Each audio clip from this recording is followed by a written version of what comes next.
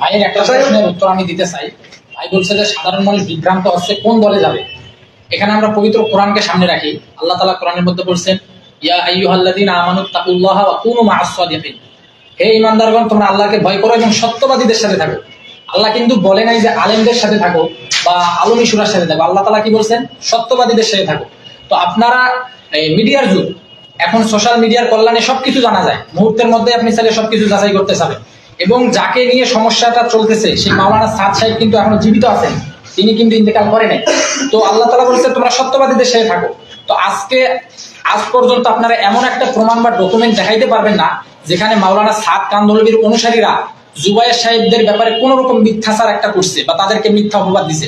বরঞ্চ আমরা তাদের বিপরীতে মাওলানা সাদ সাহেবের অনুসারীদের ব্যাপারে বিভিন্ন ধরনের মিথ্যাচার করা হয়। তাদেরকে আওয়ামী লীগের দোসর বলা হয়, তাদেরকে ইসরায়েলের দালাল বলা হয়, তাদেরকে ইহুদিদের দালাল বলা হয়।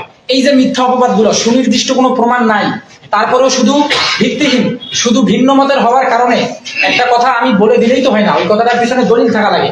তো পবিত্র কোরআনের আলোকেই আপনারা দেখেন, যারা সত্যবাদী তাদের সঙ্গে আমাদেরকে থাকতে হবে। এই জন্য যারা সর্বস্তরের মুসলমান এবং সাধারণ মানুষ আছেন, এই দাওয়াত ও তাবলীগের মেহনত মানুষের একদম শেষ একটা আস্থা।